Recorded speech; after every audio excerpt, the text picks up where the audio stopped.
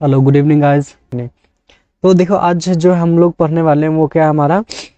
चलो देखो, पहला चैप्टर जो है हमारा गणित का, आज वास्तविक संख्या। ठीक है, देखो ध्यान से समझना है इसको। ठीक है, वास्तविक संख्या। वास्तविक संख्या क्या होता है कि परमेय संख्या और अपरमेय संख्या के समूह को हम क्या कहते हैं, वास्तविक संख्या कहते हैं। ठीक है, तो प्रश्नावली 1.1 का जो पहला प्रश्न है वो क्या कहता है कि अभाज्य गुणनखंडों के गुणनफल के रूप में व्यक्त कीजिए। तो अभाज्य गुणनखंड करना कैसे, जैसे देखो एक है 140 है, पहला क्या है हमारा 140 है।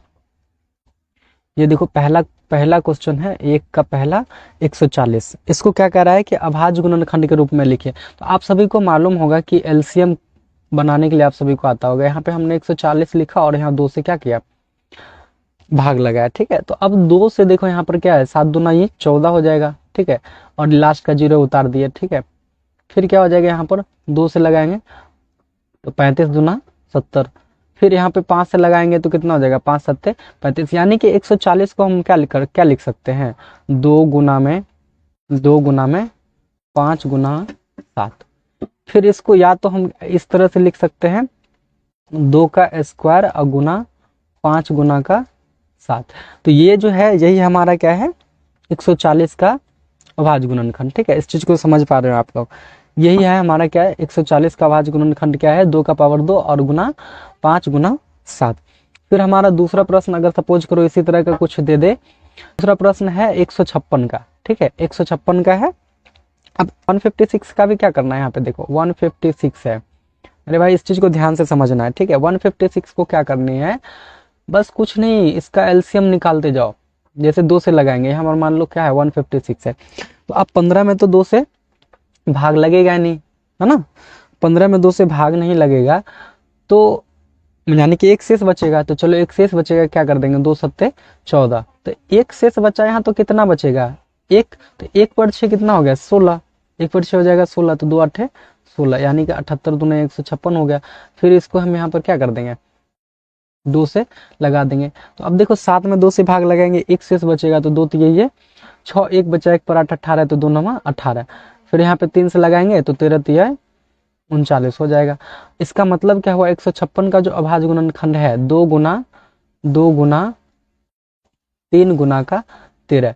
इसको हम या लगा करके क्या लिख सकते हैं, 2 का पावर 2 गुना में 3 गुना का 13। मेरे भाई, अब देखो हम नेक्स्ट क्वेश्चन देखते हैं। नेक्स्ट क्वेश्चन क्या है हमारा इसी का, वो आप लोग को बनाना है। देखो यहाँ पे 3 नंबर का क्वेश्चन दिख रहा होगा आप सभी को, 3825। ठीक है, एक का जो तीसरा है वो क्या है, 3825, उसको बनाना है। और ये जो है मैं एक बता दे रहा हूँ, बाकी नेक्स्ट वाला आपको बनाना पड़ेगा। ठीक है, एक का जो तीसरा प्रश्न है, एक का तीसरा है 3825 है ना। एक का तीसरा क्या है, 3800, हाँ ठीक है, 3825 है। अब 3825 को बनाना है।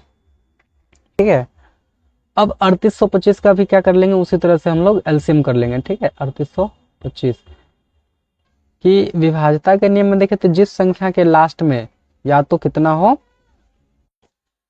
0 हो या फिर 5 हो, तो उसमें हम क्या लगाएंगे, 5 से भाग लगाएंगे। तो इसमें यहाँ 5 से लगाना है। ठीक है, अब 3 में तो 5 से भाग लगेगा नहीं, अब 3 में नहीं लगेगा तो एक संख्या में नहीं लगेगा, दूसरा में लगाए तो 35, मतलब 3 पर 8 38 हो गया ना।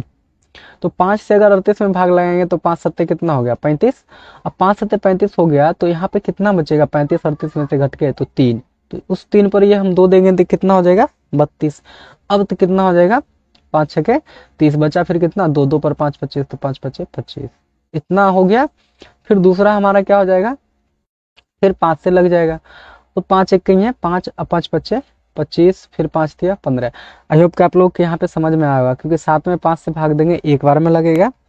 ठीक है, अब 153 में हम किससे भाग कर सकते हैं, तो देखो यहाँ पे 5 3 से भाग लगा सकते हैं, 9 से भी भाग लगा सकते हैं, तो खैर हम अभी 3 से ही लगाते हैं। 3 25 15, 3 एक कहीं है 3। ठीक है, फिर क्या हो जाएगा, 3 से लगाएंगे तो 17 तिहाई 51।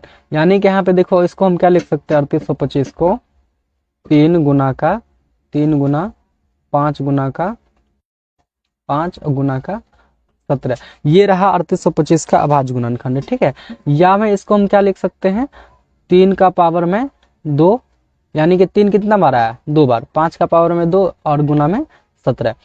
आप लोगों को ये अभाज्य गुणनखंडन निकालना आ गया होगा, ठीक है। ये क्वेश्चन है और इसको जो है बनाना है, ठीक है। अब इसको कैसे बनाना है, तो सबसे पहले तो वही करना है ना, 5005 लेते हैं और इसका क्या कर देते हैं, एलसीएम निकालते हैं। तो 5 से लगाएंगे, 5 एक 5, फिर 0 0 दे देंगे, 5 एकम 5। अब यहाँ पे हमने देखना है कि कौन सी संख्या से भाग लगेगा। अब कौन सा संख्या से भाग लगेगा, तो यहाँ पे तो ना ही 2 से लगेगा, ना ही 5 से लगेगा, ना ही 3 से। अब इसको करना क्या है, तो 7 से भाग लगानी है, 7 एक 7। अब 10 में से 7 घटेगा, कितना बचेगा, ठीक है 3। अब 3 पर 0 देंगे 30, तो 7 चौके कितना हो जाएगा 28, फिर बचेगा 2, और 2 पर 1 कितना हो जाएगा 21, तो 7 या 21। अब ध्यान से समझना है यहाँ पे, अब यहाँ पे कितना से भाग लगाना है, तो चूंकि 5 से लगा चुके हैं, 7 से लगा चुके हैं, अब इससे आगे ही बढ़ते चलेंगे, ठीक है। तो अब यहाँ पे मान लो 11 से भाग लगाते हैं, देखो 11 कम कितना हो जाएगा 11। अब इस 14 में से 11 घटेगा, तो कितना बचेगा 3, और उस 3 के ऊपर ये 3 आएगा, तो 3 पर 3 कितना हो जाता है 33, यानी कि 11 तिया ये 33। इसका मतलब क्या हुआ कि ये जो हमारा है 5005, इसका अभाज्य गुणनखंड क्या हो जाएगा 5 गुना 7 गुना 11 गुना 13, ठीक है। आई होप कि आप लोगों को ये समझ में आ जाएगा। तो अभाज्य गुणनखंड में यहाँ तक हम सीख लिए थे। अब देखो अगला जो प्रश्न है हमारा, वो क्या कहता है 7429। आप लोग कॉपी पेन पे स्पीड में इसका अभाज्य गुणनखंड करके हमें बताएं कि कितना आएगा इसका अभाज्य गुणनखंडन, ठीक है। इसके बाद हम लोग चलेंगे ठीक है।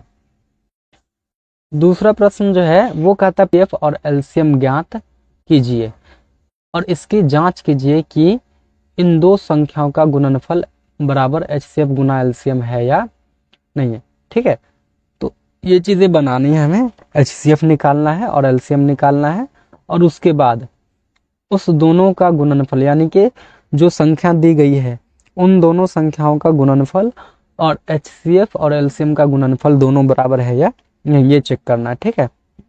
एचसीएफ के बारे में चलते हैं। तो देखो एचसीएफ होता क्या है, एचसीएफ, ठीक है, और ये कितने तरीकों से हम बना सकते हैं, ध्यान से समझना। एचसीएफ को इंग्लिश में हम कहते हैं हाईएस्ट कॉमन फैक्टर, है ना, फैक्टर। हिंदी में क्या कहते हैं मौसम, मतलब कि महत्तम समापवर्तक, महत्तम समापवर्तक, समापवर्तक, ठीक है। अब ये एचसीएफ जो है, यहाँ पे चीज़ों को समझना है। जैसे हम देखते हैं, कोई एक नंबर ले लेते हैं हम, जैसे ले लिए 6 ले लिए, ठीक है, और एक नंबर ले लिया हमने 6 ले लिया, एक नंबर ले लिया समझ जाओ 27 ले लिया, ठीक है। इस चीज़ को ध्यान में रखना है। तो एचसीएफ क्या होगा, ध्यान से समझनी है चीज़ों को। एचसीएफ जो है ना, करा हाईएस्ट कॉमन होना चाहिए, हाईएस्ट मतलब कि दोनों में जो है ना, दोनों में जो कॉमन आएगा ना वो मैक्सिमम होना चाहिए। दोनों का कॉमन क्या होना चाहिए, मैक्सिमम होना चाहिए। तो अब देखो इस 6 का मैक्सिमम क्या हो सकता है जो कॉमन आ सकता है, यहाँ पर मान लो 3 कॉमन होगा, इसका मैक्सिमम 3 ही आ सकता है, जो इसमें भी कॉमन है और 27 में भी कॉमन है। यानी कि देख सकते हैं 3 मल्टीप्लाई करेंगे अगर 2 से, तो वो कितना हो जाएगा 6, और इसको 3 मल्टीप्लाई करेंगे 9, तो ये कितना हो जाएगा 27। ध्यान से समझना है, दोनों का जो कॉमन होगा वो मैक्सिमम होना चाहिए, ठीक है, हाईएस्ट होना चाहिए, और वही क्या कहलाएगा हमारा, वही क्या कहलाएगा एचसीएफ। यानी 3 जो है मैक्सिमम है, जिससे 6 में भी और 27 में भी भाग लग सकता है। 3 से आगे कुछ ऐसा नहीं है जिससे 6 में भी भाग लग जाए और 27 में भी भाग लग जाए। इसका मतलब हमारा इसका एचसीएफ कितना आएगा 3 आएगा। एचसीएफ कितना आएगा 6 और 27 का 3 आएगा। अब देखो अगर इसी में हम दे दिए 18 दे दिए और यहाँ पे दे दिए और दे दिए, ठीक है, और दे दिए यहाँ पर 72। अब इसका हम एचसीएफ पूछेंगे। 18 और 72 जो है क्या है हमारा, 18 और 72। अब इसका एचसीएफ कैसे होगा, तो हमें वही चीज़ें ध्यान से समझनी है मेरे भाई, वही चीज़ें क्या करनी है, ध्यान से समझनी है कि जो 18 है उसमें मैक्सिमम क्या हो सकता है जो 72 में है, यानी कि 18 में और 72 में जो दोनों में कॉमन है वो मैक्सिमम क्या है, ठीक है, जो 18 में भी है। और अब 18 और 72 में देखो 6 से भी भाग लगेगा, 9 से भी भाग लगेगा, 3 से भी लगेगा, 18 से भी लगेगा, और यहाँ पे देख सकते हो आप 18 से भी लगेगा, और इस 72 में भी किससे लगेगा 18 से भी लगेगा, है ना। तो यहाँ पे हमको देखना है ये चीज़ कि मैक्सिमम सबसे ज़्यादा कौन है, भाग तो सभी से लग रहा है लेकिन सबसे ज़्यादा कौन सा संख्या से भाग लग रहा है, माने कि सबसे ज़्यादा, यानी उसके बाद अगर कोई संख्या लेंगे तो दोनों में भाग नहीं लगेगा। तो यहाँ पे देखिए हम 18 है जिससे ये भी कट रहा है और ये भी कट रहा है, यानी मैक्सिमम से मैक्सिमम संख्या लेकर के उससे अगर दोनों कट गया तो वो हमारा क्या हो जाएगा एचसीएफ। तो इसका एचसीएफ क्या हो जाएगा 18 हो जाएगा, ठीक है। इस चीज़ को समझना है, ठीक है।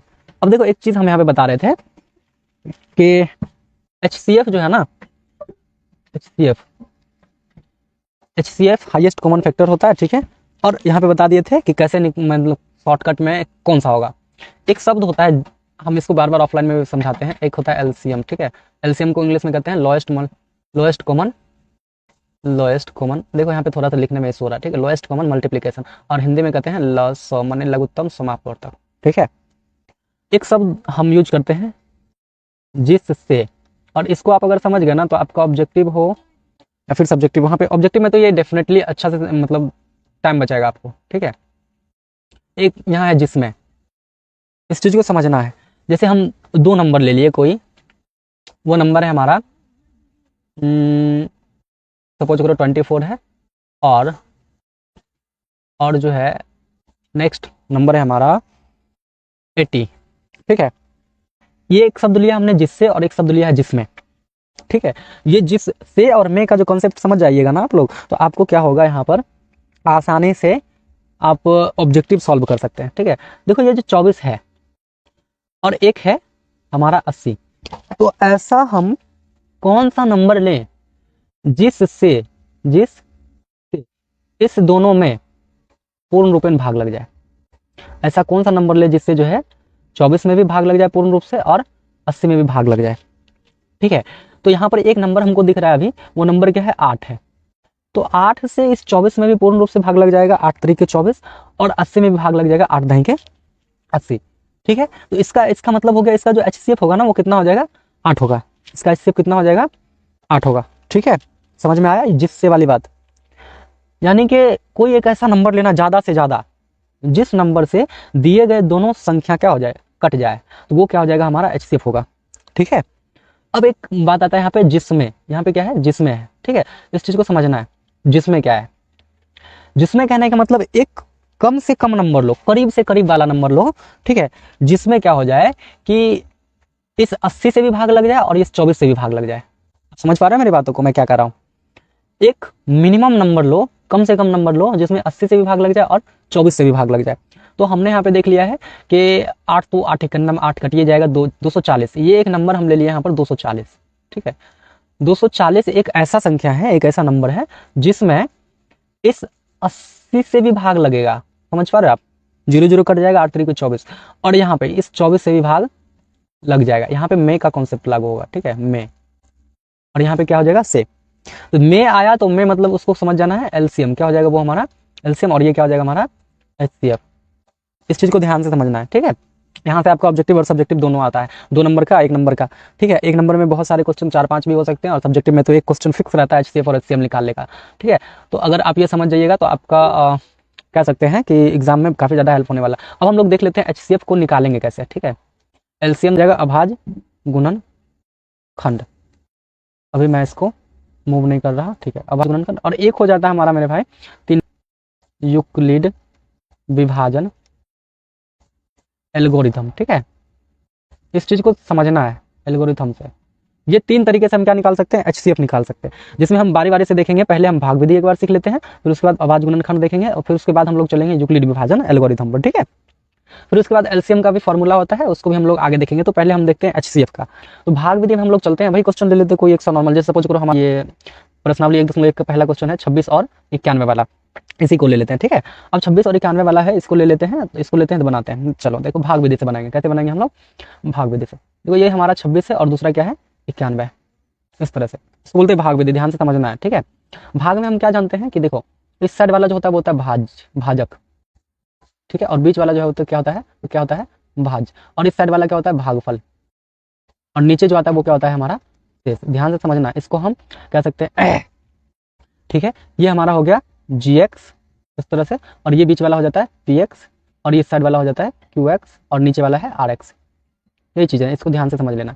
सेम वैसे ही करना है, भाग विधि से बनाएंगे। अब देखो 26 है, ठीक है, तो 26 से ये कितना हो जाएगा 78। 78 यहाँ पे दे करके भाग में क्या करते थे, पहले स्टेप के बाद हम घटाते हैं, ठीक है। पहले स्टेप के बाद घटाएंगे तो देखो 1 में से 8 घटेगा नहीं, इसको लेंगे यहाँ से, 11 में से 8 जाएगा 3 बचेगा। अब 8 बचा, 8 में से 7 गया तो 1। अब ये 13 यहाँ पे हो गया। अब क्या करना है, तो ये वाला जो ये 26 दिख रहा है ना, इसको यहाँ पे लिखना है, क्योंकि यहाँ पे है ना भाजक वाला भाज्य बन जाता है। एक स्टेप के बाद, हर एक स्टेप के बाद ये भाजक वाला क्या बन जाता है भाज्य बन जाता है। और ये ऐसा तब तक होते रहता है जब तक कि हमारा शेषफल 0 ना आ जाए, जब तक हमारा ये रिमाइंडर जो है 0 नहीं आ जाए तब तक ऐसा होते रहता है। जब तक रिमाइंडर 0 नहीं आएगा तब तक हमारा भाजक जो है वो क्या हो जाएगा भाज्य में बदलते रहेगा। तो अब देखो यहाँ पे क्या हो जाएगा, फिर 13 दूनी है 26 हो जाएगा। तो देखो ये हमारा जीरो आ गया ना, 6 में से 6 घटा जीरो और 2 में से 2 घटा, इसका मतलब ये जो है हमारा ये क्या हो जाएगा, HCF। ध्यान से समझना है, ठीक है। वो भाजक वाला जो है अंतिम में जब इसका रिमाइंडर यानी शेषफल जीरो आ जाएगा तो जो भाजक के स्थान पर वही हमारा HCF हो जाता है। आई होप कि आप लोगों को ये चीज़ समझ में आ गया होगा, भाग विधि से किस तरह से जो है हम बनाते हैं HCF को, वो समझ में आ गया होगा। एक क्वेश्चन इसी में और लेते हैं हम, इसी का दूसरा प्रश्न जो है वो क्या है, 510 और 92 का। 510 है और क्या है 92 है, ठीक है। 510 और 92 है, ध्यान भाज्य मान के चलेंगे, ठीक है। 510 हो गया और क्या हो गया 92। अब इस 92 में यहाँ 510 है, तो ध्यान से समझना। देखो 92 कैसे है, 90 प्लस का 2 है, 90 प्लस का 2। तो अभी फिलहाल के लिए हम 2 को जो है भूल जाते हैं, 90 मानते हैं। अब 90 का भी 90 में कैसे लिखाएगा, जीरो लिखाएगा इस तरह, 9 पर 0 90। तो इसका भी हम जीरो अभी हटा देते हैं, यानी इकाई का अंक दोनों का क्या कर दिए, भूल गए, फॉरगेट कर दिया। इसका भी हम इकाई का अंक और इसका भी इकाई का अंक अभी फिलहाल के लिए भूल गए। तो अब देखो क्या हो जाएगा, यहाँ बचा 51 और यहाँ कितना बचा 9। तो कितना हो जाएगा, 9 बचे 45, ठीक है। 9 बचे कितना होगा 45। अब यहाँ 2 है तो 2 पंचे 10, तो 45 यानी कि 2 पंचे हो गया 10 का, जीरो हाथ में कितना होगा 1, और 9 पंचे 45 1 46, 9 पंचे 45 से कितना हो जाएगा 46 हो जाएगा, ठीक है। अब इसको क्या करना है, घटाना है। तो 0 से 0 घटेगा 0। अब 1 से तो 6 घटेगा नहीं, 1 से 6 नहीं घटेगा तो क्या हो जाएगा हमारा, 1 से 6 नहीं घटेगा, 11 में से 6 गया तो 5, 5 से 4 घट करके क्या हो जाएगा, खत्म, कट गया। अब क्या होगा, ये जो है ना 92 ये आ जाएगा इस जगह पर। अब इस जगह पर आ गया 92। अब फिर 92 में क्या करेंगे, 50 से भाग लगाएंगे, तो 50 से कम 50 हो जाएगा।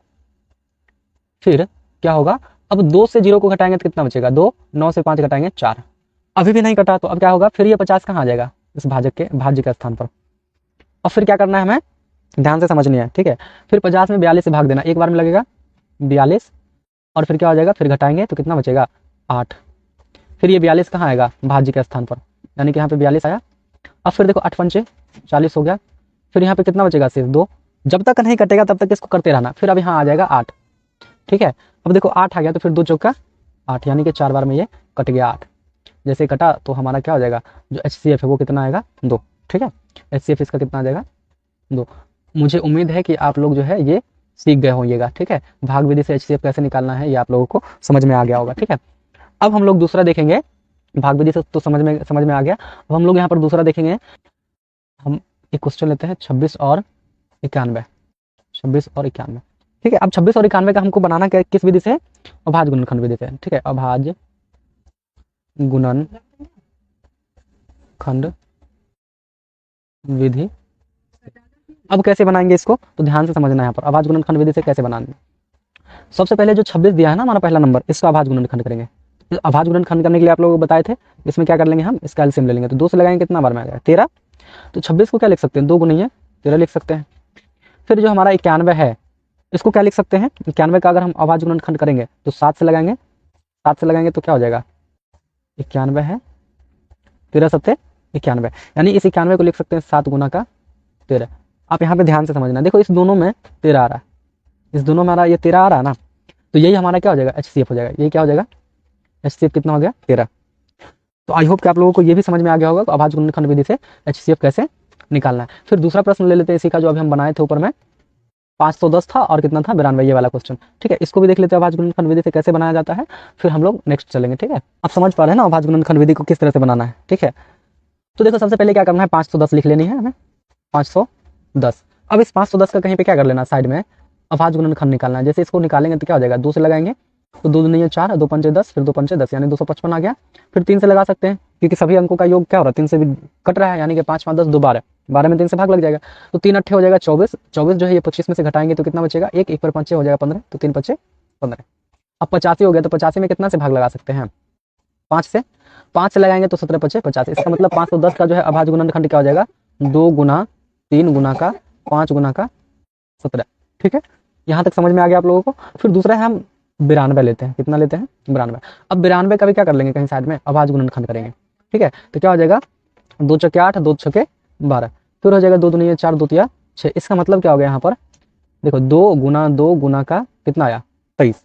अब जब इतना आया 2 गुना 23 आया तो इस दोनों में देखो कॉमन क्या है, ये 2 देखो 2 दोनों में है, ये 2 है दोनों में, इसका जो HCF होगा वो क्या हो जाएगा HCF हो जाएगा 2, ठीक है। तो उम्मीद है कि आप दोनों विधि समझ में आ गया होगा आप सभी को, एक भाग विधि और दूसरा जो है हमारा अभाज्य गुणनखंड विधि भी समझ में आ गया होगा, ठीक है, एल्गोरिथम से, ठीक है। तो यूक्लिड विभाजन एल्गोरिथम जो है ना आप यहाँ पे देख सकते हैं, इस चीज को ध्यान से समझना है, ठीक है। तो तीसरा जो विधि है हमारा वो क्या है, यूक्लिड विभाजन एल्गोरिथम। क्या है, यूक्लिड विभाजन एल्गोरिथम। देखो यूक्लिड विभाजन विभाजन ठीक है, यूक्लिड विभाजन एल्गोरिथम, एल्गोरिथम होगा, ठीक है, एल्गोरिथम। ये होता है ए बराबर बी क्यू प्लस का आर। ऐसा कब होगा, ए बराबर बी क्यू प्लस आर, यानी कि आर जो है ना लेस देन रहना चाहिए किससे, बी से, किससे रहना चाहिए, बी से, और बी जो है हमेशा लेस देन रहना चाहिए किससे, ए से, ठीक है। आर लेस देन होना चाहिए बी से और बी लेस देन होना चाहिए ए से, ध्यान से समझना है। ए और बी और क्यू और आर ये सब क्या है, तो ए जो है ना हमारा भाग विधि में हम लोग देखे थे, एक बीच में होता है भाज, क्या होता है, भाज, और इस साइड होता था क्या चीज, भाजक, और इस साइड क्या होता है, भागफल, ठीक है, और नीचे में जो आता है वो क्या होता है, शेष, ठीक। तो ए जो है ना ये हमारा भाज्य है, ये क्या है, भाज। बी जो है ये हमारा क्या है, भाजक है। इसका मतलब भाज्य और भाजक तो दिया रहेगा, लेकिन भागफल को अपने मन से लगाना है, और शेषफल ऑटोमेटिक आ जाएगा, यानी क्यू का वैल्यू जो है खुद से पुट करना है अपने मन से, और आर तो वहां से ऑटोमेटिक आ जाएगा। इस चीज को ध्यान से समझना है। देखो पहला प्रश्न जो हमारा था वो 26 और 91 का, इसी को लेकर के चलते हैं हम लोग। 26 और कितना था, 91, ठीक है। इसमें देखो जो सबसे बड़ा है ना, जो बड़ा है 91 है, उसको हम मानेंगे ए, हमेशा बड़ा वाला को क्या मान के चलना है, ए, यानी कि बड़ा वाला जो है वो क्या हो जाएगा, भाज, और जो छोटा वाला है वो क्या हो जाएगा हमारा, भाजक, यानी 26 क्या हो जाएगा, भाजक। अब देखो 26 भाजक हो गया, और क्या हो गया, 91 हो गया हमारा भाज्य हो गया। तो यूक्लिड विभाजन एल्गोरिथम से यहाँ पे लिखेंगे, हम सबसे पहले लिखना है, ठीक है, यूक्लिड विभाजन, यूक्लिड विभाजन विभाजन एल्गोरिथम से, ठीक है, से देखो क्या हो जाएगा, ए बराबर में बी क्यू प्लस का आर, ठीक है। अब ए बराबर बी क्यू प्लस आर जो हुआ ना, इसका मतलब ए के जगह पर कितना आएगा, 91, ए के जगह पर कितना आएगा, 91, और बी कितना दे रखा है, 26 दे रखा है। ध्यान से समझना इस चीज को।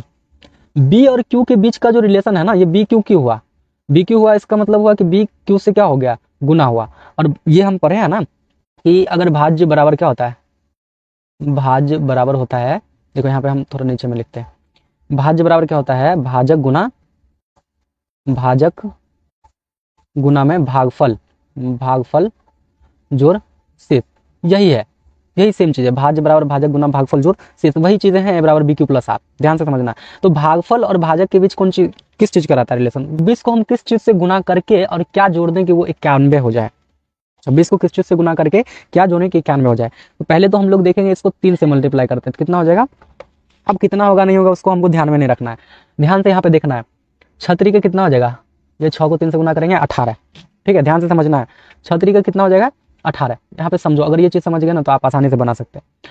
18 हो गया, तो 18 का कितना होगा यहाँ पे 8, ठीक है, और उस 8 को इस एक में से घटाना है, घटेगा नहीं, अब नहीं घटेगा तो एक पॉइंट लेंगे, कितना होगा 11, अब 11 में 7 जाएगा तो कितना बचेगा 3, कितना बचेगा 3, ठीक है, और यहाँ एक बचा हुआ, ध्यान से समझना, यहाँ कितना बचा हुआ 1। अब यहाँ पे देखो 2 तो ये 6, और 6 में कितना हो गया 7, चूंकि इसमें से एक हम इसको दे दिए थे तो ये भाई हमारा कितना बचा हुआ है 8, तो 8 में से जब हम 7 घटाएंगे तो कितना बचेगा 1। आप समझ पा रहे हैं मैं क्या कहना चाह रहा हूँ, ठीक है। 26 को 3 से गुना करके अगर 13 जोड़ देंगे तो कितना हो जाएगा 91 हो जाएगा। ध्यान समझना, छतरी का 18, 18 में 3 जोड़ेंगे ये वाला कितना होगा 21, 21 का 1 हाथ बाकी 2, फिर 2 3 6, 6 1 7, 7 2 9, देखो ये हमारा कंप्लीट हो गया, डन, ठीक है। आप लोग इस चीज को थोड़ा सा समझना है आप लोगों को, ठीक है, ध्यान से। अगर ये समझ में आ गया ना तो आप कितना भी बड़ा से बड़ा नंबर का अगर एचसीएफ दे देना बनाने के लिए यूक्लिड विभाजन एल्गोरिथम से, तो आप आसानी से बना सकते हो, ठीक है। इस चीज को ध्यान से समझ लीजिए। यहाँ पे हो गया, अभी देखो क्या हो रहा है, ये जो हमारा है ना रिमाइंडर 0 नहीं आया, तो अब भाई 0 नहीं आया तो क्या होगा, अब हर एक स्टेप के बाद जो है ना ये हमारा बी के पोजीशन वाला कहाँ जाता है, ए के पास स्विच कर जाता है, यानी कि 26 अब कहाँ जाएगा, ए का स्थान ले लेगा, और जो रिमाइंडर है आर वो कहाँ जाएगा, बी का स्थान ले लेगा, यानी 13। ये चीज वही प्रोसेस सेम दोहराना है। तो 13 को किससे गुना करेंगे 26 हो जाता है, भैया 2 से गुना किए 26 हो गया, लास्ट में प्लस का क्या कर दो 0। अब देखो रिमाइंडर आ गया ना 0, तो ये बी के स्थान पर वाला जो भी है ना वो हमारा क्या कितना आएगा, एचसीएफ आ गया 13, ठीक है। एक और प्रश्न ले लेते हैं हम लोग, एक और प्रश्न लेते हैं, ठीक है, एक और दूसरा प्रश्न लेते हैं जो हम बनाए थे 510 वाला, ठीक है। तो उस प्रश्न को भी करके देखते हैं, एक बार देखते हैं, ठीक है। 510 और कितना था, 92 था, 92 यही था हमारा। अब इसमें बड़ा वाला कौन है, ए है, बड़ा वाला कौन, यानी कि 510 है, तो ए जो है हमारा वो कितना हो जाएगा 510, ठीक है। और बी जो है वो कितना हो जाएगा 92। ये बात है, जो बड़ा वाला होगा वो हमारा हमेशा क्या होगा ए, और जो छोटा वाला होगा हमेशा बी। अब यहाँ पे क्या लिखना है हमें, यूक्लिड विभाजन एल्गोरिथम से ठीक है। अब जैसे यहां से चलेंगे तो क्या हो जाएगा हमारा ए बराबर में बी क्यू प्लस का आर। ठीक है। अब ए बराबर बी क्यू प्लस आर हुआ तो ए का स्थान पे यहाँ कितना, ए किसके बराबर है 510, तो ए की जगह क्या रखेंगे 510, और बी कितना है दिया हुआ 92, तो ये बी कितना हो जाएगा हमारा 92 हो जाएगा। अब क्यू अपने मन से लगाना है, तो देखो ध्यान से समझना है इस चीज को। हम क्या बताए थे, थोड़ा सा फॉरगेट करना है, भूलना है यहाँ पे कुछ कुछ चीजों को, ठीक है, ताकि आपका कैलकुलेशन आसानी हो। ठीक है। अब देखो यहाँ पे 0 को हम और यहाँ पे 2 को, यानी इकाई स्थान वाले को हम 1 सेकंड के लिए भूल जाते हैं कि यहाँ पे कुछ नहीं है, तो यहाँ पे क्या बचेगा हमारे पास 9, और यहाँ पे कितना बचेगा 51। तो 51 में 9 से भाग लगाएंगे कितना बार मिलेगा 5 बार में, इसका मतलब हम सीधे यहाँ पे 5 से भाग लगा देते हैं, तो कितना हो जाएगा 5 से भाग लग गया। अब ध्यान से समझना है, 5 से तो भाग लगा यानी कि गुना कर दिए। ठीक है। 92 को 5 से हम क्या कर देंगे, 92 को 5 से गुना करेंगे तो अब कुछ शेष तो भी आएगा ना, तो शेष क्या आएगा उसको देखना है यहाँ पे। देखो इस 2 को इस 5 से गुना करेंगे तो कितना होगा 10। अब 2 को 5 से गुना करेंगे तो कितना होगा मेरे भाई 10 होगा। अब 10 कैसे लिखते हैं, 1 पर 0 10 लिखते हैं, तो 10 का जो 0 है वो यहाँ इस 0 के बराबर में है, तो 0 में से 0 घटेगा तो क्या हो जाएगा 0, चूंकि इधर ये प्लस में उधर जाएगा तो माइनस में हो जाएगा, इस साइड प्लस में इस साइड आएगा तो माइनस में। अब यहाँ से मेरे पास बचा हुआ 1। अब इस 9 को हम क्या करेंगे, इस 9 को फिर से 5 से मल्टीप्लाई करेंगे, तो 9 पंचे कितना हो जाएगा 45, और उस 45 में हम 1 जोड़ देंगे तो कितना हो जाएगा 46। अब ध्यान से समझना है, इस 46 को अगर इस साइड लाएंगे तो क्या हो जाएगा घटा में आएगा, तो 51 से 46 अगर घटेगा तो कितना बचेगा, यानी कि 46 में हम कितना जोड़ दें कि 51 हो जाएगा 5, तो इसका मतलब यहाँ पर कितना आएगा 5 आएगा। ठीक है। अब फिर से ये प्रोसेस दोहराएगा, रीजन क्या है, क्योंकि यहाँ पे जो है ये रिमाइंडर 0 नहीं आया, तो 0 नहीं आया तो अब 92 फिर क्या हो जाएगा, फिर ए का स्थान ले लेगा, ए का स्थान ले लिया, यहाँ पर क्या हो जाएगा 92, फिर जो है सॉरी रिमाइंडर बोल रहे, बी का जो स्थान है बी वाला वो ए का स्थान लेगा, और जो आर वाला यानी शेष वाला है वो किसका स्थान ले लेगा बी का। अब फिर से वही प्रोसेस, तो फिर क्या हो जाएगा 50 एक कहीं है 50, अब प्लस का कितना हो जाएगा 42। समझ पा रहे हैं ना आप लोग, 50 में 42 जोड़ेंगे 92, फिर क्या होगा शेषफल यहाँ पे 0 नहीं आया तो फिर से क्या हो जाएगा ये हमारा 50 यहाँ आएगा, और फिर जो है 42 क्या हो जाएगा इसके स्थान पर आ गया। फिर 42 को अगर हम 1 से गुना करके 8 जोड़ देते तो 42 से कहीं 42 और 8 क्या हो जाएगा 50। अब फिर अभी भी शेषफल नहीं आया 0, तो 8 1 सेकेंड 42 फिर क्या हो जाएगा ए का स्थान पर आएगा, तो यहाँ 42 हो जाएगा बराबर, फिर 8 क्या हो जाएगा बी के स्थान पर, तो 8 पंचे 40 और प्लस का 2 42 हो जाएगा।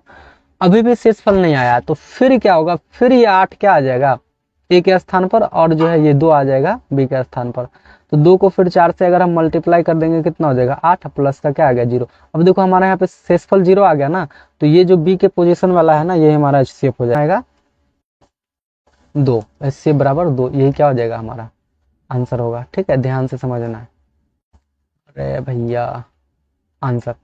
ठीक है। अब हम इसको भाग विधि से बनाए थे तो भी इसका आंसर कितना आया था 2 ही आया था। ठीक है। और उसके बाद जो यहाँ पर अब देख सकते हैं एक सेकेंड, भाग विधि से बनाए फिर भी 2 ही आया था, यहाँ पर भी कितना आया है 2 ही आया है, और भाज्य गुणनखंड विधि से भी 2 ही। ठीक, तो इस चीज को समझना है। ठीक है। एलसीएम निकालने का फॉर्मूला क्या होता है, देखो जैसे यहाँ पे एक चीज दे रखा था, अभी आप 26 और 91 का बनाए थे। ठीक है, 26 और 91 का बनाए थे एचसीएफ, तो यहाँ पे देखो एक ए है और एक क्या है बी है, यानी 2 नंबर दे रखी है, 2 नंबर दिया है, 2 नंबर दिया है ना, तो इस 2 नंबर का गुणनफल यानी कि दोनों संख्याओं का दोनों संख्या का क्या हो जाएगा, का गुणनफल, और उस सब के बट्टा में क्या हो जाएगा, HCF हो जाएगा। ठीक है, ध्यान से समझनी है बात को। दोनों संख्या का गुणनफल बट्टा में HCF, और इसको ऐसे भी लिखा जाता है LCM बराबर A गुना B बट्टा का HCF। और यहाँ से देखना कितने सारे चीज़ आ सकते हैं। अगर आपने एग्जाम में क्या दे रखा है, A गुना B दे रखा है, अगर बोल दे कि चलो बताओ A गुना B बराबर है, किसके बराबर है, तो देखो HCF यहाँ पे क्या है, भाग में है, इस साइड आएगा, यहाँ पे भाग में, और इस साइड आएगा तो किस में चला जाएगा, गुना में। ठीक है, तो अब ये क्या हो जाएगा, नेक्स्ट में या लगा करके हम यहाँ पे लिख रहे हैं, या LCM गुना HCF बराबर कितना हो जाएगा, A गुना का B, ये हो गया।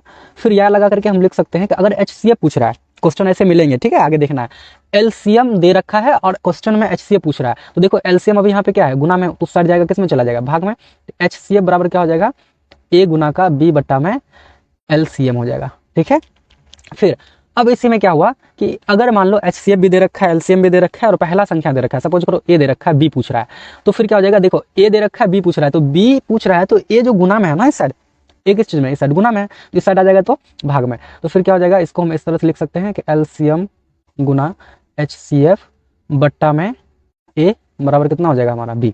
ठीक है, फिर सेम ऐसा ही कंडीशन होगा, अगर मान लो B दे रखा है और A पूछ रहा है, B दे रखा है, A पूछ रहा है, तो B देखो किस चीज में, गुना में, उधर जाएगा तो भाग में, तो यहाँ पर फिर से या लगा करके लिखते हैं, LCM गुना में हो जाएगा HCF, अब बट्टा का क्या हो जाएगा, B हो जाएगा, किसके बराबर हो जाएगा, A के बराबर। तो आई थिंक आप लोगों को ये चार बातें समझ में आ गई होगी, और ये चारों बातें निकली कहाँ से है, एक ही बात है, LCM बराबर A गुना B बट्टा का HCF, यहाँ से। तो LCM में हम इस रूल को अप्लाई करेंगे। ठीक है, ध्यान से समझना है।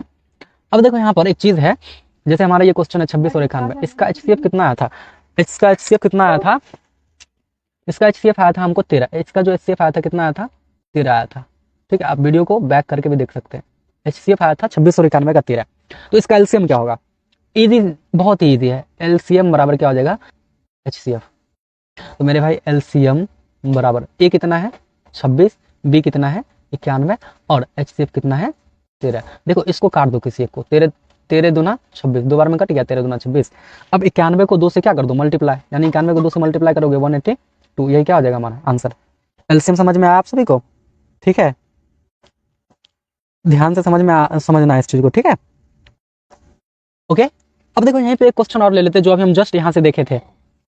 आई होप आप लोग जो है ना कॉपी पेन लेकर के बैठा कीजिए, ताकि बेहतर रहेगा, आसानी से आप सभी को समझ में आएगा, और नोट करते रहिएगा साथ साथ। अब इसको हम थोड़ा सा यहाँ से हटा देते हैं। ठीक है, इसको हटाते हैं, हटा करके हम थोड़ा इसको ऊपर शिफ्ट कर देते हैं ताकि हमें स्पेस मिल जाए। ठीक है, हट बे, कौन है बे तू ये वाला कॉमेडी काफी आप लोग सुने होइएगा ना, हट बे कौन है बे तू। चलिए, तो हम लोग यहाँ पे आते हैं। अगला जो प्रश्न था हमारा वो कितना था, 510 और 92 वाला है ना, वही क्वेश्चन सेम ले लेते हैं, 510 और 92 का। तो चलो देखो 510 है और कितना है मेरे भाई, 92 है।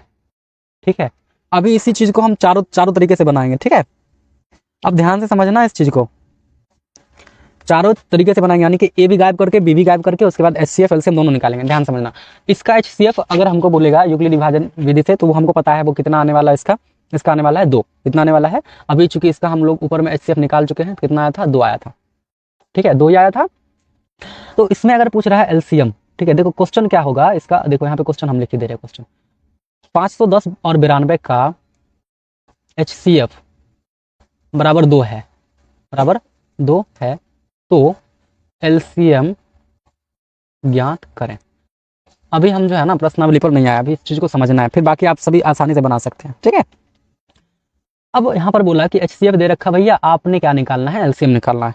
LCM बराबर हम क्या पर क्या आए हैं, A गुना B बट्टा का HCF, सिंपल।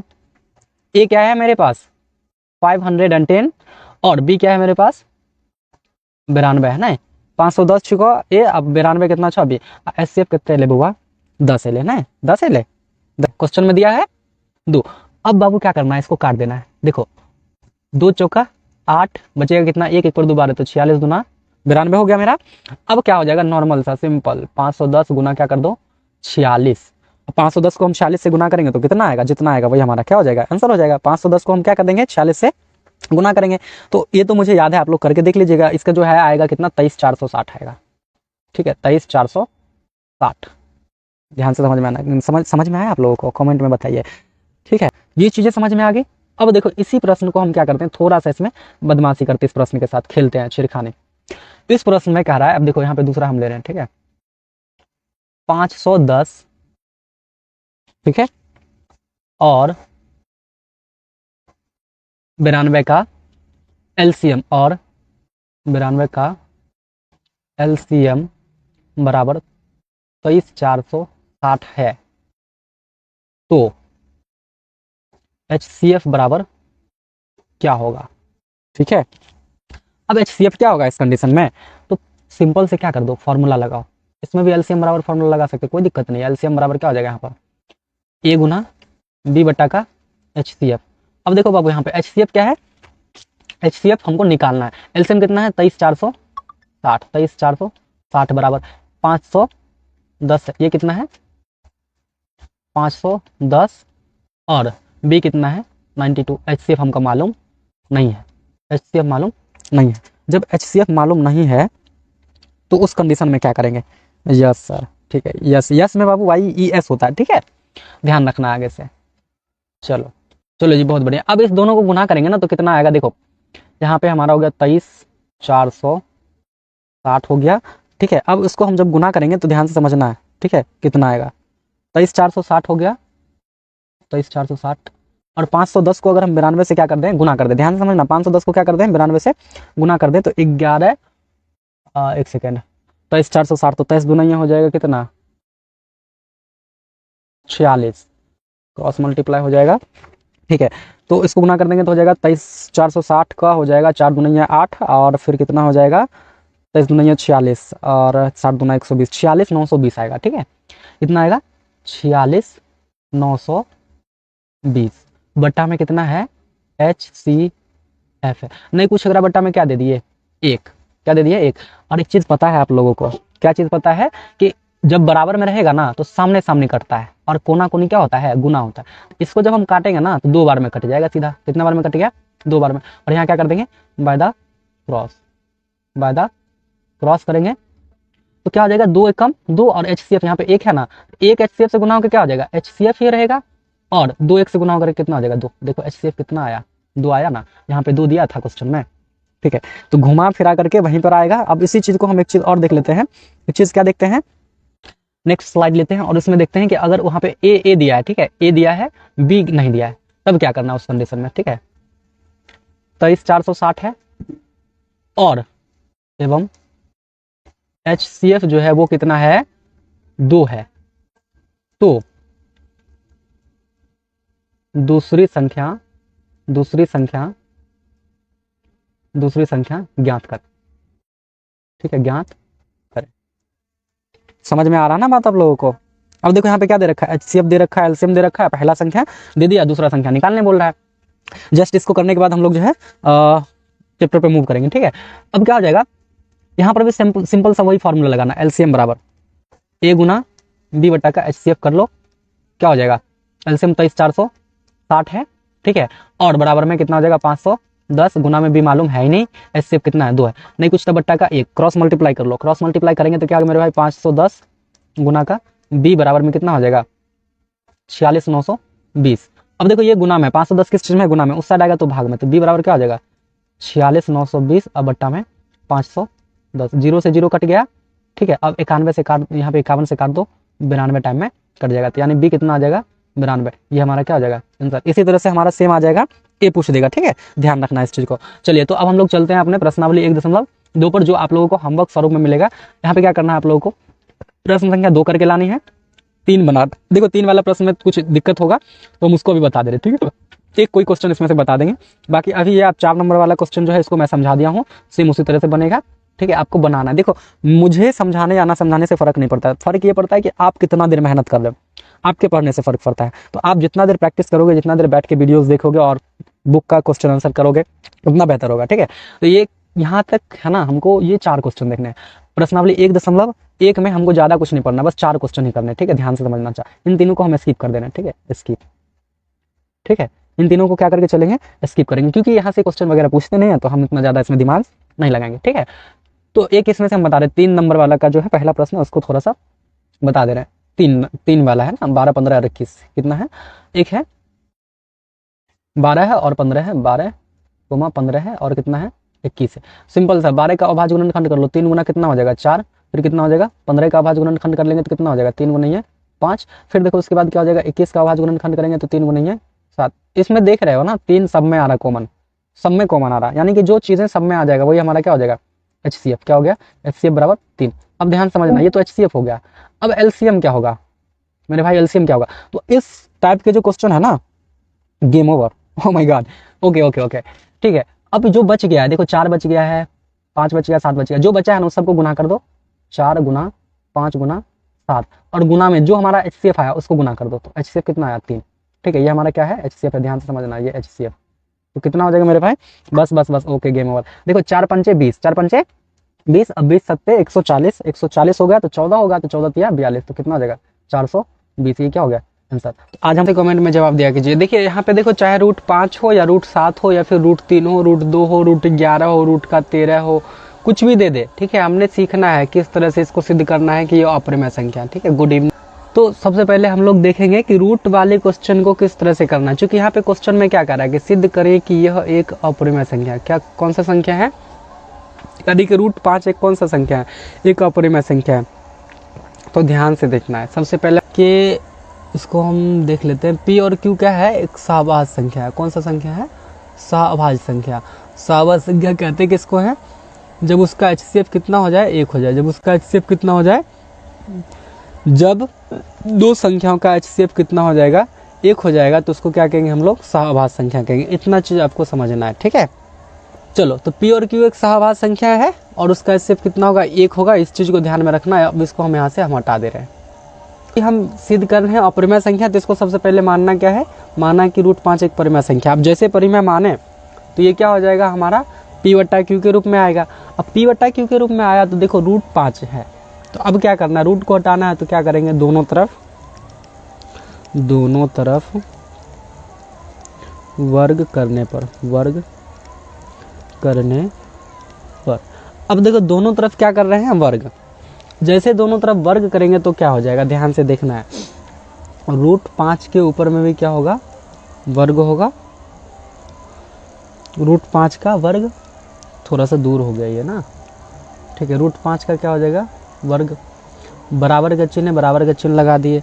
अब क्या होगा यहाँ पर हमारा P बट्टा Q, इसका भी क्या होगा, वर्ग होगा। अब जब इसका वर्ग हुआ तो हम एक चीज़ देखें कि रूट 5 को अगर रूट 5 से गुना करते हैं, रूट 5 गुना का रूट 5 करते हैं, ठीक है, तो ये रूट खत्म हो गया, सीधा 5 बचता है। या रूट 5 का स्क्वायर करते हैं तो स्क्वायर और रूट क्या हो जाता है, कट जाता है, सीधा क्या बचता है 5, ठीक है। कितना बचा 5, तो यहाँ पे क्या बचने वाला हमें 5, और इस साइड में क्या बचेगा P का स्क्वायर बट्टे में Q का स्क्वायर, ठीक है। अब क्या करेंगे यहाँ पे, नहीं कुछ तो इसके बट्टे में 1 करके क्या कर देंगे, बाय द क्रॉस, यानी कि तिर्यक गुना करेंगे, क्रॉस मल्टीप्लाई। तो देखो Q स्क्वायर है वो 5 के साथ गुना होकर के क्या हो जाएगा 5Q का स्क्वायर बराबर P स्क्वायर जो है वो 1 से गुना होकर क्या हो जाएगा P स्क्वायर, ठीक है। यहाँ तक किसी को कोई डाउट, अब ध्यान से देखना है इस चीज़ को, ठीक है। क्या देखना है यहाँ पर कि ये हमारा जो 5 है इस साइड Q के साथ गुना में है और इस साइड आ जाएगा तो भाग में चला जाएगा। हुआ कि जो Q स्क्वायर है बराबर में क्या हो जाएगा P स्क्वायर बट्टा का 5, P के पावर में 5 हम लिख दे। चलो देखो इसको स्क्वायर करना है, P का स्क्वायर बट्टा में,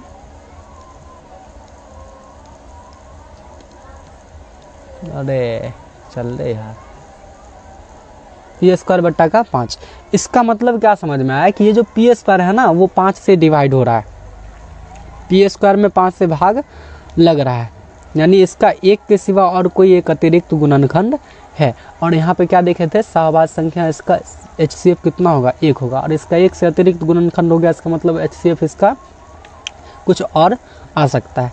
इसलिए हम यहाँ पे क्या लिखेंगे, चूँकि P स्क्वायर 5 से विभाजित है, उसके बाद लिखेंगे यहाँ पर इसलिए P भी 5 से क्या होगा विभाजित होगा। अब क्या हुआ कि यहाँ पर पी स्क्वायर 5 से विभाजित है, इसलिए पी भी 5 से विभाजित हो गया। तब क्या करेंगे, यहाँ पर हम पी बराबर क्या कर लेंगे, पी बराबर 5 के मान लेंगे।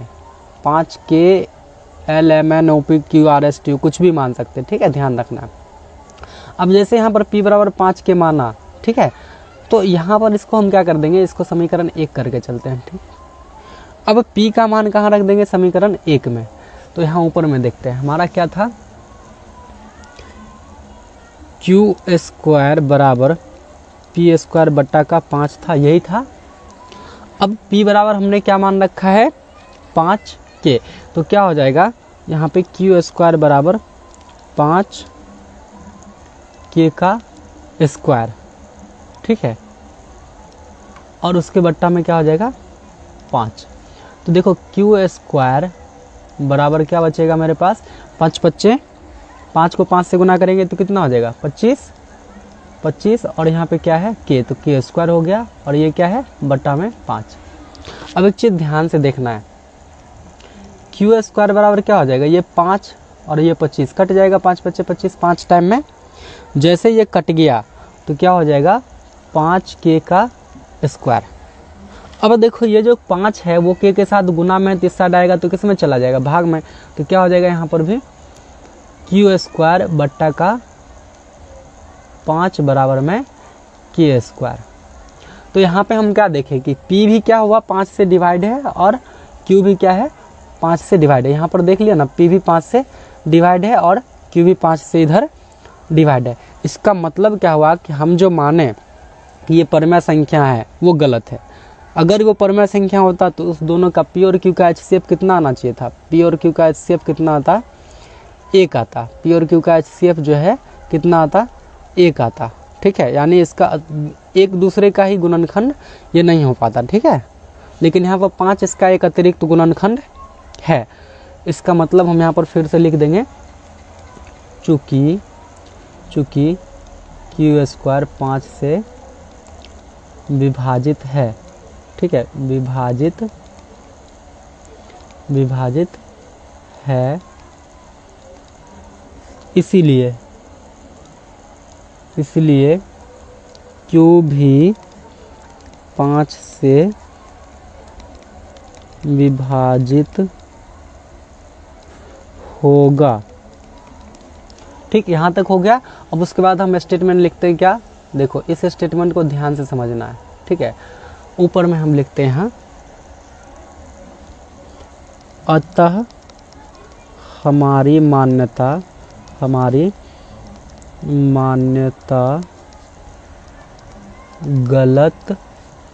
गलता लिखा गया, गलत है कि, क्या गलत है कि √5 एक परिमेय संख्या है, ठीक है, एक परिमेय संख्या है, ठीक है, समझ में आ गया ना बात। इसीलिए √5 क्या होगा, एक अपरिमेय संख्या होगा, ठीक है, और यही क्या हो गया, प्रूव्ड। और ये दिमाग में नोट कर लो, 2 मार्क्स का क्वेश्चन 100 + 20 30 50 जितना आगे बढ़ा सकते हो उतना % जो है ये हर बार एग्जाम में पूछता है यहाँ से, ठीक है। 100% हम इस चीज़ की गारंटी देते हैं कि यहाँ से एक क्वेश्चन ये हमेशा पूछता है, जिसको अपरमेय और परमेय वाला, मतलब कोई क्वेश्चन कोई नंबर दे देगा, बोलेगा इसको सिद्ध करो ये अपरमेय है, ठीक है। अगर देखो यहाँ पे एक होमवर्क दे रहे हैं आप सभी को, ठीक है, खुद से करना है, अभी नहीं, अभी क्लास को देखनी है और इसका कुछ और टाइप है उसको करना है, फिर ये सारा घर खुद से करना है आपको। रूट का 3 करना है, दूसरा है रूट का 7, तीसरा है रूट का 11, ठीक है, और चौथा है रूट का 13। इस चारों को बनाना है, ये सभी को सिद्ध करना है कि ये चारों एक अपरिमेय संख्या है, ठीक है। Yes sir. तो ये हमारा एक टाइप था। अब हम लोग देखते हैं फिर दूसरा क्वेश्चन जो है, इसी में एक चीज़ है, इसी का एक क्वेश्चन है, वो क्या कहता है 3 + 2√5। देखो दूसरा प्रश्न जो है वो क्या कर रहा है, सिद्ध कीजिए कि 3 + 2√5 एक कौन सा संख्या है, अपरिमेय संख्या। ठीक है, देखो 3 + 2√5 को कैसे सिद्ध करना है। तो यहाँ पर हम सबसे पहले लिखते हैं, क्वेश्चन लिख देते हैं, क्वेश्चन लिखते हैं सिद्ध कीजिए 3 + 2√5 एक अपरिमेय संख्या है। देखो अभी तुरंत हम समझाए थे आप सभी को कि जब भी बोलेगा अपरिमेय तो हमको क्या मान लेना है, परिमेय मान लेना है। तो यहाँ पर क्या मान लेंगे, माना कि यहाँ पर सबसे पहले लिखते हैं यहाँ पर हल, इसका क्या लिखते हैं, हल लिखते हैं। ठीक है, हल लिखते हैं और यहाँ से बनाना शुरू करते हैं। ठीक है, सबसे पहले मानेंगे माना कि 3 + 2√5 एक परिमेय संख्या, एक परिमेय संख्या है। ठीक है, अब जब इसको मान लिए परिमेय संख्या है तो क्या हो जाएगा, ये जो है हमारा 3 + 2√5 ये किसके बराबर में होगा, P/Q के बराबर में। तो जब P/Q के बराबर में होगा तो यहाँ पर क्या लिखेंगे 3 + 2√5 = यहाँ पे 3 + 2√5 होगा ना, 2√5 = P/Q। यहाँ तक किसी को कोई दिक्कत। ठीक है, अब जब P/Q हो गया तो ध्यान से समझना, ये जो 3 है ये किस चीज़ में, इधर प्लस में है। 3 किधर है, इस साइड प्लस में। अब इस 3 को उठा करके अगर हम इस साइड रखेंगे तो ये किस में आ जाएगा, माइनस में आएगा। तो माइनस में आएगा तो चलो माइनस में ले करके कर क्या रहे हो। ठीक है, तो अब मेरे पास बचेगा क्या, 2√5 बराबर P/Q - 3। यहाँ तक समझ में आ गया होगा आई थिंक आप सभी को। अब क्या करना है, इस 3 के बट्टे में नहीं कुछ तो क्या दे दो 1। अब इस साइड देखो, इस साइड वाला जो है ये, इसका क्या हो जाएगा, भिन्न का घटा। क्या होगा, भिन्न का घटा करना है। ठीक है, अब जब भिन्न का घटा करेंगे ना तो ध्यान से समझना, ये क्या हो जाएगा हमारा 2√5 बराबर Q और 1 का एलसीएम लेंगे तो कितना आएगा, Q ही आएगा। अब Q में Q से भाग करेंगे तो कितना बार में लगेगा, एक बार में। और 1 को हम P से गुना करेंगे तो कितना आएगा मेरा P माइनस। अब Q में अगर 1 से भाग देंगे तो कितना टाइम में लगेगा, Q टाइम में। अब Q टाइम में लगा तो Q को 3 से अगर हम गुना किए तो क्या हो जाएगा 3Q। यहाँ तक कोई दिक्कत। अब देखो ये जो 2 है इस √5 के साथ किस चीज़ में है, गुना में है। 2√5 क्यों हुआ, क्योंकि 2 गुना √5 हुआ होगा। ठीक है, तभी तो हुआ ना 2√5। ठीक है, यानी कि √5 कितना है, 2 है, यानी 1 √5 और 1 √5 ये दोनों मिलके 2√5 हो गया। तो 2 देखो इस साइड गुना में, इस साइड कर देंगे तो ये किस में आ जाएगा, भाग में। तो देखो √5 बराबर क्या हो जाएगा, P - 3Q और बट्टा का। अब देखो यहाँ पे Q है ना, क्या था, Q था। ठीक है, अब इस Q को रहने देते और यहाँ पर हम क्या करेंगे, ये गुना में है, इस साइड अगर गुना में लाएंगे तो उल्टा होकर के आएगा, यानी 2 है तो ये 1/2 होकर के आएगा। ठीक है, इस चीज़ को आप समझे, क्योंकि यहाँ पे अगर मान लो इसके बट्टे में हम 2 देते हैं, ठीक है, तो नहीं कुछ तो इसके बट्टा में 1 होता। चलो यही इसी तरह से कर देते हैं, आप सभी को आसानी समझ में आएगा। देखो इस पूरे के बट्टा में 2 आया और उसके बट्टे में नहीं कुछ तो हम कितना लगा दिए, 1। अब क्या होगा यहाँ पर, देखो √5 बराबर क्या हो जाएगा, √5 बराबर हो जाएगा P - 3Q बट्टा का Q और गुना में क्या हो जाएगा 1/2। चूँकि यहाँ पे क्या है, भाग में है, भाग में तो गुना में आएगा तो क्या हो जाएगा, उल्टा। तो अब √5 बराबर क्या हो जाएगा, P - 3Q बट्टा में Q को 2 से गुना करेंगे तो 2Q। देखो ये RHS वाला क्या है, हमारा परिमेय संख्या है। नमस्कार रोहित राजपूत जी। ठीक है, अब देखो यहाँ पे क्या है, इस साइड वाला जो हमारा RHS है, यानी कि ये RHS है और ये क्या है, LHS।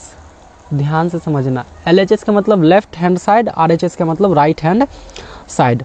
ओके, अब राइट हैंड साइड वाला हमारा परिमेय है, ये हमारा परिमेय है, और ये लेफ्ट हैंड साइड वाला क्या है, अपरिमेय है।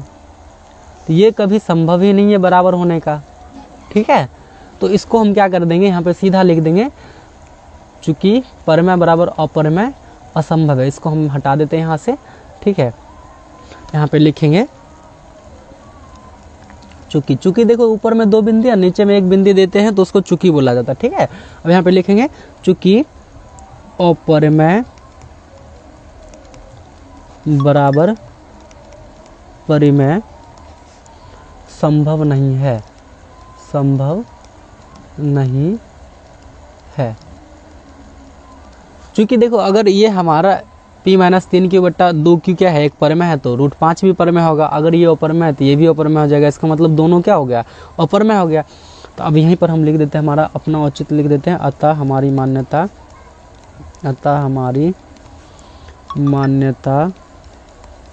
गलत है कि 3 + 2√5 एक परिमेय संख्या है, परिमेय संख्या है। अब देखो जब ये हमारा मानना गलत है कि ये परिमेय संख्या है, तो ये कौन सा संख्या बचा, अब तो अपरिमेय संख्या बचेगा, है ना। तो यहाँ पर क्या हो जाएगा, अतः लगा देते हैं, या इसलिए लगा करके लिख सकते हैं, यहाँ पर हम इसलिए लिख देते हैं, ठीक है।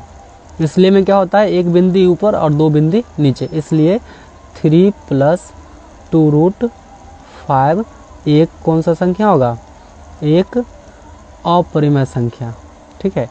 3 + 2√5 एक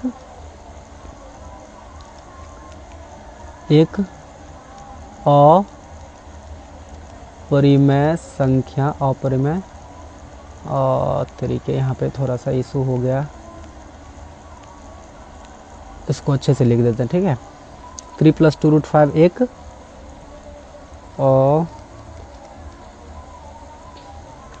अरे यार क्या हो रहा है, अपरिमेय संख्या होगा, ठीक है। और ये क्या हो गया, हमारा प्रूव्ड हो गया। आई थिंक आप सभी को समझ में आ गया होगा, ठीक है। अगर इस टाइप का कोई क्वेश्चन मिला तो उसको किस तरह से सिद्ध करना, ठीक है। जैसे इस टाइप का क्वेश्चन मिला, सबसे पहले उसको परिमेय संख्या मानो, परिमेय संख्या मानने के बाद क्या करो, इस साइड से जो प्लस में था इस साइड ले आए माइनस में, भिन्न का घटा किए, और उसके बाद क्या हुआ, ये गुना में था 2, इस साइड ले आए तो भाग में गया, भाग में से इसको गुना में कन्वर्ट किया तो 1/2 हुआ, ये गुना हो गया। अब देखो एक साइड परिमेय बचा, एक साइड क्या बचा, अपरिमेय। अब यहीं पर अपना औचित्य दे देंगे, ठीक है। और ये क्या होगा, सिद्ध। उम्मीद है कि आप सभी को ये समझ में आ गया होगा। फिर अब हम नेक्स्ट टाइप देख लेते हैं, हमारा जो एक और टाइप का क्वेश्चन आता है 3 नंबर में जो दिया है। देखो अब 1/√2 है, क्या है, 1/√2 सिद्ध करें कि 1/√2 क्या है, अपरिमेय संख्या है। तो इसको कैसे सिद्ध करना है, ये भी चल के देखते हैं। तो सबसे पहले यहाँ पर हम लिख लेते हैं, सिद्ध करें कि 1/√2 एक सिद्ध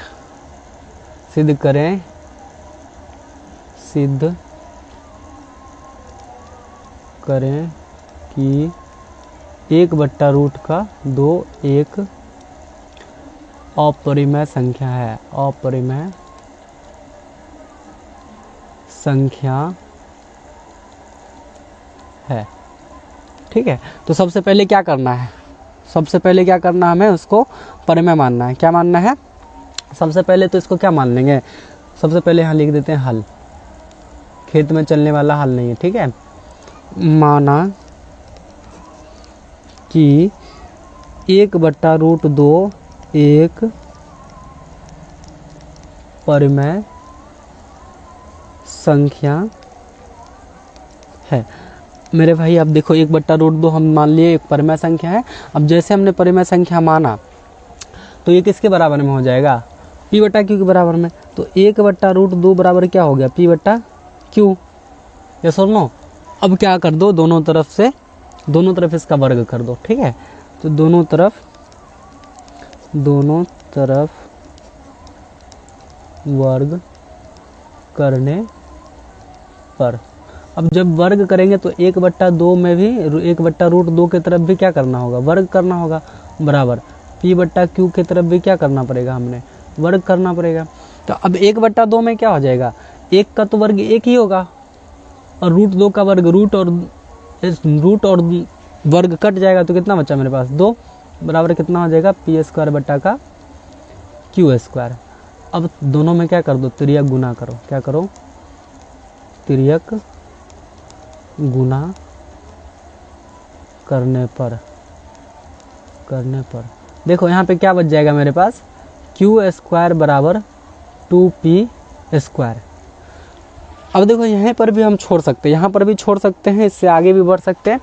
यहाँ पर देख सकते हैं कि P का एक अतिरिक्त गुणनखंड, यहाँ पर क्या दिख रहा है, P का एक अतिरिक्त गुणनखंड कितना है, 2 है। P का एक अतिरिक्त गुणनखंड आ गया, इस कारण से ये क्या हो जाएगा, हमारा अपरिमेय संख्या ही होगा। ठीक है, बाकी इसको आगे बढ़ना है तो आगे भी बना सकते हैं आप। ठीक है, तो यहाँ पर हम क्या लिख देते हैं, यहीं पर छोड़ देते हैं इसको। ठीक है, अब यहाँ पर भी छोड़ सकते हैं, कोई दिक्कत की बात नहीं है। अब P क्या आ गया तो इसको सिद्ध करके देखोगे Q का कैसे आएगा, तो चलो वो भी करके दिखाई देते हैं। अब इसको आधा छोड़ के क्या फ़ायदा। ठीक है, यहाँ से अब देखो यहाँ पे क्या हो जाएगा, P के साथ ये किस चीज़ में है, गुना में उसट जाएगा तो भाग में, तो क्या हो जाएगा Q² बट्टा का 2 बराबर में P²। तो यहाँ पर क्या देखें हम, जस्ट पहले क्वेश्चन की तरह जो √5 हमारा था, सेम उसी क्वेश्चन की तरह यहाँ पर क्या लिखेंगे, चूँकि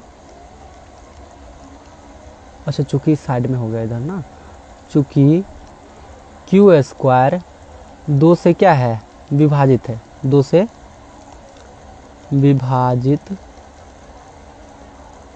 से विभाजित है, इसीलिए Q भी क्या हो जाएगा, 2 से विभाजित हो, Q भी 2 से विभाजित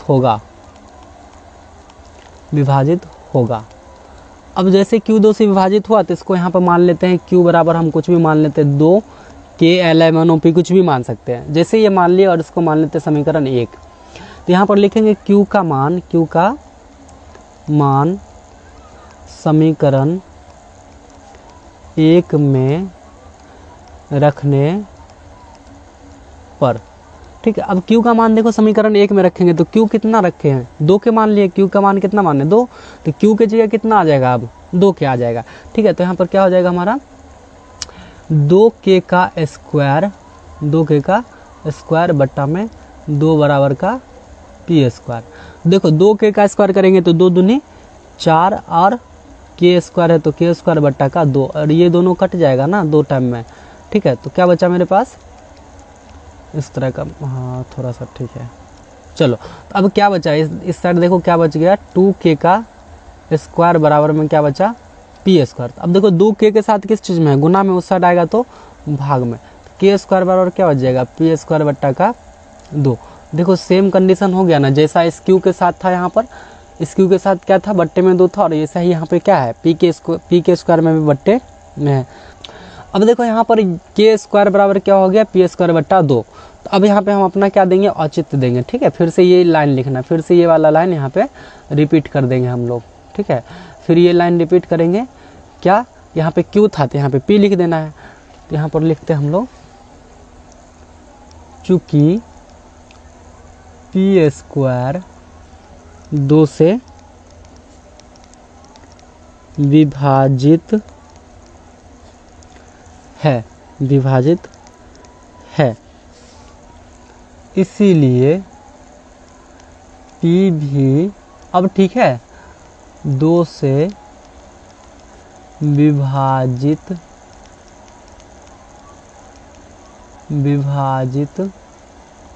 होगा। ठीक, अब क्या हो जाएगा, जब P भी 2 से विभाजित हो गया तो यहाँ पर सीधा हम अपना औचित्य लिखेंगे, अतः हमारी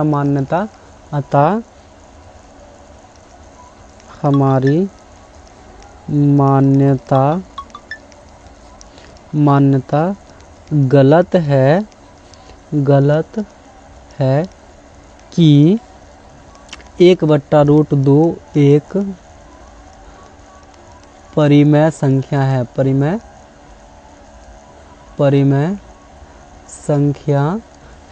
संख्या है। ठीक है, यहीं पर हम लिख देते हैं परिमेय संख्या है। तो क्या हो जाएगा, इसीलिए 1/√2 क्या होगा, एक अपरिमेय संख्या होगा। ठीक है, आई होप आप लोगों को समझ में आ गया होगा। यहाँ पे लिख देंगे प्रूव्ड या सत्यापित। ठीक है, तो इस तरह से इस क्वेश्चन को बनाना है। समझ में आ रहा ना आप सभी को। और इस वीडियो को ध्यान से अगर आप देखोगे तो ऑब्जेक्टिव में भी और सब्जेक्टिव में भी आपको आसानी से क्वेश्चन मिलेंगे और इस चीज़ की 100% गारंटी है। ठीक है, अब फिर हमारा नेक्स्ट क्वेश्चन क्या है मेरे भाई, कहता है 7√5। देखो 7√5 भी बहुत ईजी है और 6+2 भी बहुत ईजी है, चूँकि यहाँ पे हम दोनों को मिक्सचर एक तरह से मिक्स रूप देख चुके थे। ठीक है, मिक्स रूप क्या देख चुके थे, क्योंकि क्या रहा था 3+2√5, 3+2√5। एक चीज़ देख रहे हो यहाँ पे 7+√5 के टाइप का ही है ना 2√5, और यहाँ 6+√2 है, तो यहाँ पे क्या हो जाएगा 3+√2। ठीक है, चलो उसको भी बना ही देते हैं। खैर छूटना नहीं चाहिए, आप लोगों को एक भी क्वेश्चन छूटना नहीं चाहिए। कहता है 7√5। ठीक है, 7√5 को सिद्ध करो।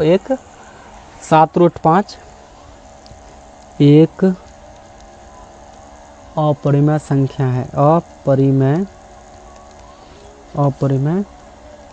संख्या है, सिद्ध करें। ठीक है, चलो इसको सिद्ध करते हैं। 7√5 एक अपरिमेय संख्या, तो सबसे पहले क्या कर लोगे, मान लोगे, माना कि 7√5 एक परिमेय संख्या है, एक परिमेय संख्या है। अब जब मान लिए तो क्या हो जाएगा, ये P/Q के बराबर में होगा, तो क्या हो जाएगा 7√5 बराबर P/Q। अब 7 देखो इस साइड किस में है, गुना में उधर जाएगा तो भाग में, तो √5 बराबर क्या हो जाएगा P/Q, और इसके बट्टा में 7। अब नहीं कुछ इसके बट्टा में क्या दे देंगे, 1 दे देंगे, तो क्या बच जाएगा मेरे पास √5 बराबर में P/Q, और गुना में, ये जब नीचे है भाग में तो गुना में आएगा तो क्या हो जाएगा, उलट जाएगा, 1/, क्या हो जाएगा 7। तो क्या बचा √5 बराबर में P/7Q। अब देखो इसमें ये वाला जो है हमारा राइट साइड वाला, इस साइड वाला क्या है परिमेय, और इस साइड वाला क्या है अपरिमेय। यहाँ से सीधा हम अपना औचित्य लिख देंगे। ठीक है, चूँकि परिमेय बराबर अपरिमेय असंभव है, नहीं असंभव है, इसीलिए हमारी मान्यता क्या है, हमारी मान्यता गलत है, हमारी मान्यता गलत है कि 7√5 एक परिमेय संख्या है। अब जब परिमेय संख्या नहीं हुआ तो कौन संख्या हो जाएगा, अपरिमेय संख्या, परिमेय संख्या है। तो क्या हो जाएगा मेरे भाई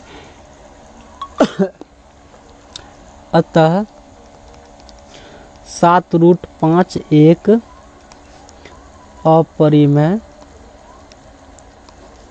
संख्या होगा। ठीक है, ये क्या हो गया प्रूफ।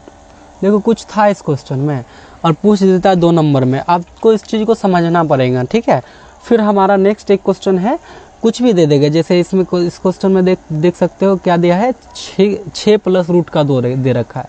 ठीक है, तो 6 प्लस रूट का 2 दे रखा है, तो यहाँ पर क्या हो जाएगा, मान लेंगे, माना कि 6 प्लस का रूट 2 एक कौन सा संख्या है, एक परिमेय संख्या है, एक परिमेय संख्या है। अब जैसे मान लिए तो क्या हो जाएगा, ये हमारा 6, सॉरी यहाँ पे 6 प्लस रूट 2 है ना, 6 प्लस रूट का 2, तो 6 प्लस रूट 2 किसके बराबर में होएगा, ए भाई नहीं ये मजाक हो रहा है, यहाँ पे बराबर क्या हो जाएगा P/Q। अब जैसे एक P/Q हुआ तो देखो 6 क्या है, प्लस में उस साइड जाएगा तो माइनस में, तो P/Q और माइनस का 6। ठीक, बराबर में क्या बचेगा मेरे पास, रूट का 2 नहीं कुछ बट्टा में कितना हो जाएगा 1। देखो यहाँ पे आप लोग कन्फ्यूज हो जाओगे, ठीक है। मैं इसको थोड़ा सा इस साइड कर दिया हूँ। देखो यहाँ पे √2 को ही इस साइड रखते हैं, बराबर P/Q और माइनस का कितना हो जाएगा 6 नहीं कुछ बट्टे का 1। अब इसका क्या कर लो, भिन्न का घटा कर लो, Q और 1 कैल्शियम Q। अब Q एक बार में कट जाएगा तो बचा P और माइनस का यहाँ पे Q टाइम में लगा, तो Q को हम 6 से गुना करेंगे, क्या हो जाएगा 6Q। तो √2 बराबर में क्या बचा, √2 बराबर में क्या बचा हमारा P - 6Q बट्टा का Q। तो यहाँ पर भी वही सेम कंडीशन, ठीक है। चूँकि परिमेय बराबर अपरिमेय असंभव है, ठीक है, असंभव है, इसीलिए 6 प्लस क्या हो जाएगा, इसलिए हमारा मान्यता यहाँ पर लिख देते हैं। इसलिए हमारी मान्यता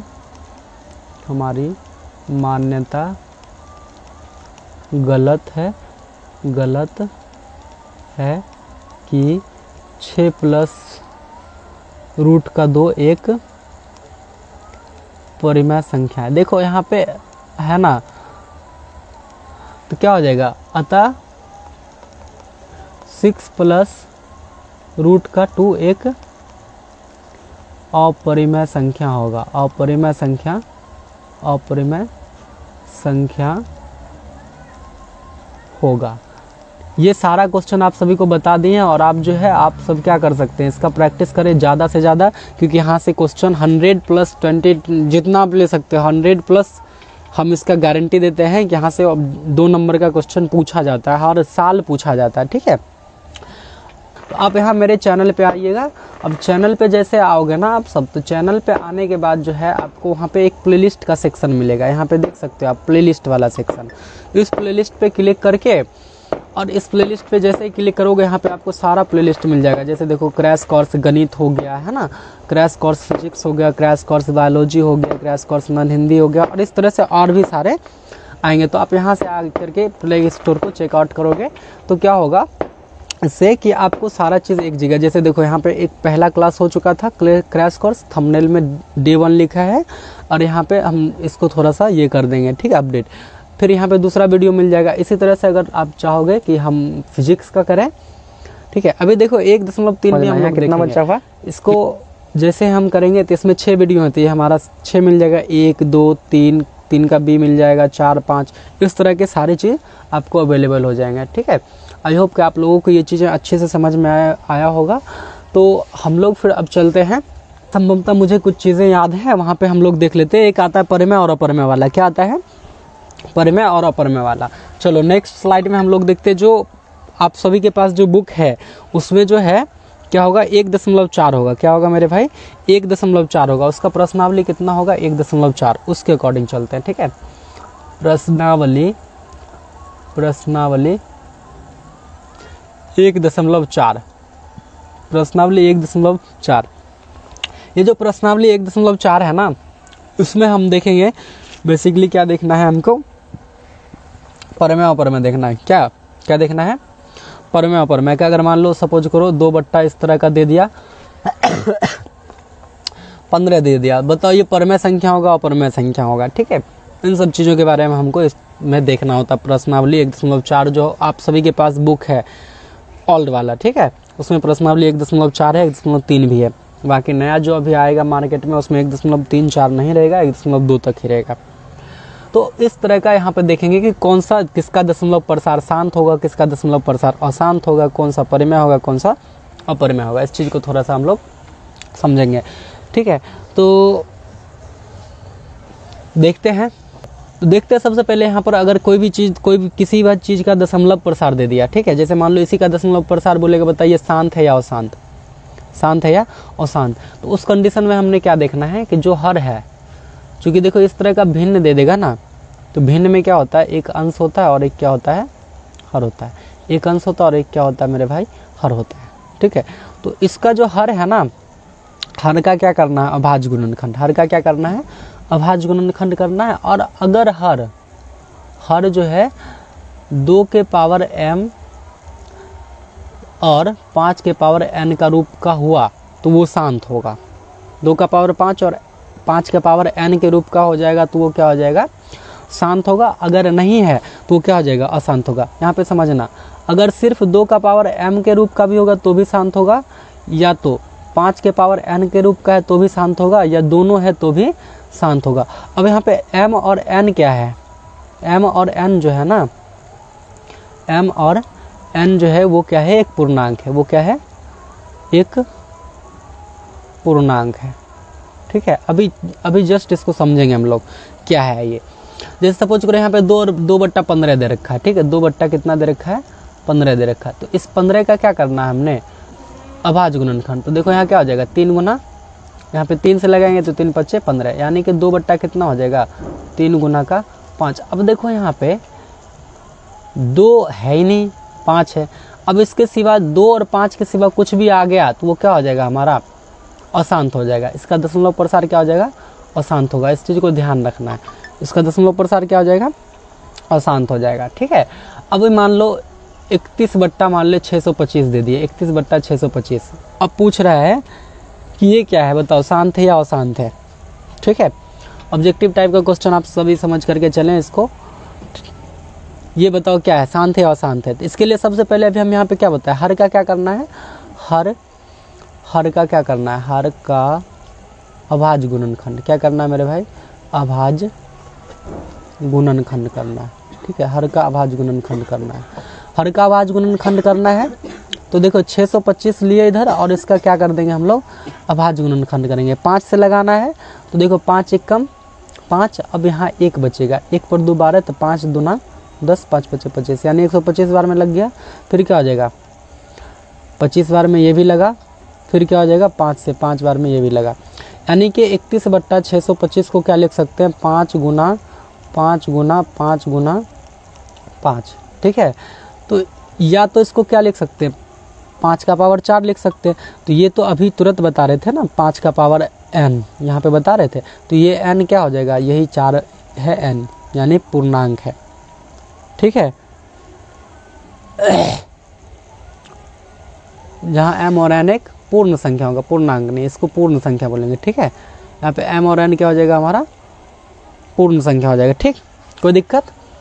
आई होप कि आप लोगों को ये शांत और अशांत वाला भी समझ में आएगा। ये तो क्या हो जाएगा, शांत हो जाएगा, ये क्या हो जाएगा, शांत हो जाएगा। चलो एक क्वेश्चन हम दे रहे हैं यहाँ पर, आप सभी को बनाना है। ठीक है, 13/3125, 13/3125। एक क्वेश्चन ये बताओ, शांत है या अशांत, कमेंट बॉक्स में। और 6/15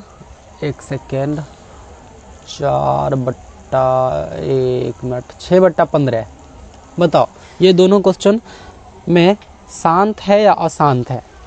चलिए मैं बताता हूँ। ठीक है, 13/3125 जो है, 13/3125, तो पहला वाला क्या है हमारा, 13/3125, 13/3125। मेरे भाई 3125 का क्या कर लो, देखो एक्चुअल में क्या ना कि भाई नहीं बहनें भी जुड़ी होती हैं क्लास में, तो आप सभी जो है, आप सभी से मेरा अनुरोध है, विनती है कि आप सभी बुरा नहीं मानिएगा।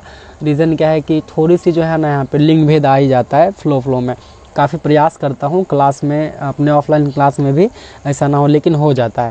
ठीक है, इसके लिए मैं क्षमा प्रार्थी हूँ आप सभी से। ठीक है, तो आगे से प्रयास रहेगा। ठीक है, चलो तो यहाँ पे क्या लगाएगा, देख कितने से भाग लगाना है हमने, देखो 5 2 7 1 8 8 3 11 नहीं लगेगा, 5 से लगाएंगे डायरेक्ट। 5 छक्के 30, 5 छक्के कितना हो गया 30।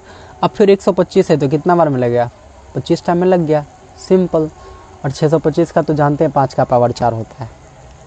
ठीक है, चलो यहाँ पे सिर्फ 5 5 ही आने वाला है, वो हो बन गया 13 बट्टा कितना हो जाएगा, 5 का पावर 5। देखो कितने 5 है, 1 2 3 4 और 5 5 है, यानी कि 5 के पावर 5। तो ये क्या हो जाएगा, शांत होगा। ये क्या होगा, शांत होगा। चलो दूसरा वाला शांत है या अशांत है, तो दूसरा वाला भी करके देखते हैं। 6 बट्टा कितना है, 15 है। चलो इसको पहले मारो डंडा से, काट के हटाओ। 3 2 नहीं है 6, 3 5 15। ये तो सिंपल सा, यहाँ से दिख रहा है 2 बट्टा 5 है भाई, बट्टा में 5 आया ना, तो क्या हो जाएगा, शांत हो जाएगा, सिंपल। ये क्या हो जाएगा, शांत हो जाएगा। चलो यहाँ से बहुत सारे अब क्वेश्चन आते हैं। जैसे सपोज करो इस तरह का दे देगा, मान लो रूट में 81 बट्टा का दे दिया 64। बताओ कौन सा संख्या है, शांत है या अशांत है। परमय है या अपरमय है। देखो जो भी शांत होगा ना वो सब क्या होगा, परमय होगा। जो शांत होगा वो क्या हो जाएगा, परमय होगा, ठीक है। और जो भी शांत है वो सब क्या हो जाएगा, अपरमय परमय होगा, ध्यान से समझना। और जो हमारा क्या हो जाएगा, अशांत हो जाएगा, जिसका दशमलव प्रसार अशांत हो जाएगा। उसमें भी आता है अनवसाने अवसाने, लेकिन क्रैश कोर्स में हम लोग देख रहे हैं, उतना ज़्यादा डीप में नहीं जाने वाले हैं, ठीक है। तो शांत जो भी है वो सब क्या होगा, परमय, और परमय संख्या जो भी है वो सब क्या हो जाएगा, शांत हो जाएगा, ठीक है। अब यहाँ पे देखो, बताओ ये पूछ रहा है कि बताओ ये परमय है या अपरमय है। तो ये देखो रूट से बाहर आएगा, 9 9 81 8 8 64, तो ये क्या हो जाएगा हमारा, परमय हो जाएगा। इसी तरह से 16 बट्टा मान लो 25 दे दिया, और इस तरह से पूछ रहा है कि बताओ ये परमय है या अपरमय है। तो सिंपल 4 बट्टा 25 होगा, ये क्या हो जाएगा, परमय हो जाएगा, ठीक है। तो ये सारी क्वेश्चन यहाँ से ऑब्जेक्टिव्स वगैरह में भी आते हैं। तो आज की क्लास हम लोग यहीं पे समाप्त करते हैं, और फिर जो है नेक्स्ट डे हम लोग मिलते हैं, और नेक्स्ट डे में हम लोग बहुपद पढ़ने वाले हैं। नेक्स्ट डे में क्या पढ़ेंगे, बहुपद पढ़ेंगे, ठीक है। और बहुपद काफ़ी इंटरेस्टिंग चैप्टर है, और यहाँ से बहुत सारे क्वेश्चन आते हैं, ऑब्जेक्टिव हो या फिर 2 मार्क्स का हो, ये सारे क्वेश्चन यहाँ पर 2 नंबर में पूछे जाते हैं, ध्यान से समझना है। बहुपद को हम लोग नेक्स्ट डे पढ़ेंगे, ठीक है। बहुपद को वही नेक्स्ट डे पढ़ेंगे। तो मिलते फिर अगली क्लास में, तब तक के लिए गुड बाय। आई होप कि आप लोगों को ये सारी चीज़ें समझ में आया होगा। अगर आप सभी को देखो ये चीज़ें समझ में आई और आप कुछ सीखे, है ना, कुछ सीख के गए, तो आप क्या करें, इस चैनल को सब्सक्राइब करें और अपने दोस्तों के साथ शेयर ज़रूर करें, ठीक है। अपने दोस्तों के साथ शेयर करें, ओके। मिलते